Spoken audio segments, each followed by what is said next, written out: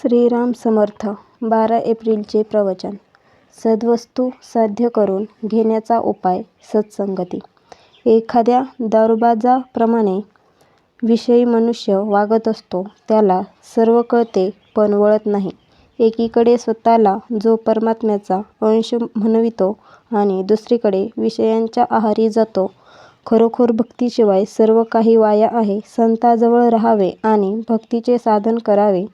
आपल्याला काही करायचे उरले आहे असे जे वाटते ते न वाटू लागले म्हणजे साधनात प्रगती झाली असे समजावे. भगवंताची भक्ती घडायला गुरुसेवा हे एक मुख्य साधन आहे. जो शिष्य आज्ञा पाळतो त्याला भेटणे गुरुला भागच पडते. वास्तविक गुरु मनात काही इच्छाच येऊ देत नाही. म्हणून कामधेनूपेक्षाही गुरु श्रेष्ठ आहे. अत्यंत तळमळीशिवाय भगवंताचा योग शक्य नाही. संतसंगमागत प्रारब्धाने होतो, पण समरीतीने जाता आले तर खरा समागम घडतो. पण आमचा मार्ग विषय आहे म्हणून संत भेटूनही त्याचा समागम आपल्याला होत नाही. या विषयांमध्ये धुंद असलेले आम्हाला पाहून संतांच्या मनात कालवाकालव होते.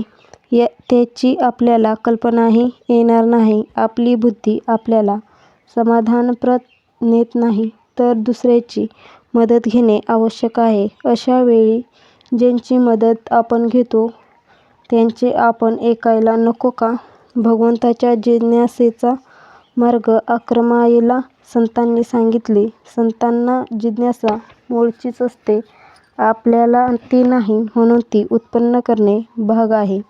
काही केल्याशिवाय सद्वस्तू साध्य करून घेण्याचा उपाय म्हणजे सत्संगती हा होय. सत्संगती अति अपूर्व काम करणारी आहे.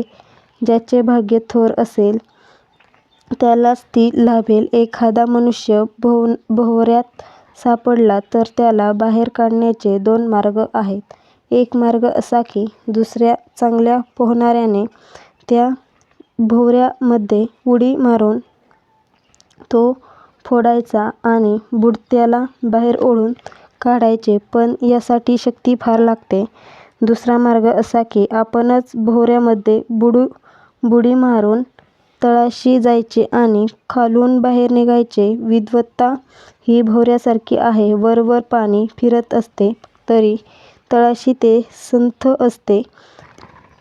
तसेच जे लोक वरवर विद्या शिकतात ते वादाच्या आणि मतांतराच्या चक्रात सापडतात, पण जे खोल तळाशी जातात त्यांना खरे काय ते आपोआप कळते आणि ते सगळीकडे एकच असते. विद्येच्या भोवऱ्यामध्ये सापडणाऱ्यांना बाहेर ओढून काढण्याचे काम फार मोठ्या संतांचे असते.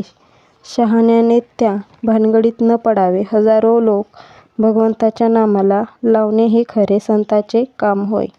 आजचा बोध. कोणत्याही सत्पुरुषाची परंपरा रक्षण केली पाहिजे. त्यात आपले घुसडू नये.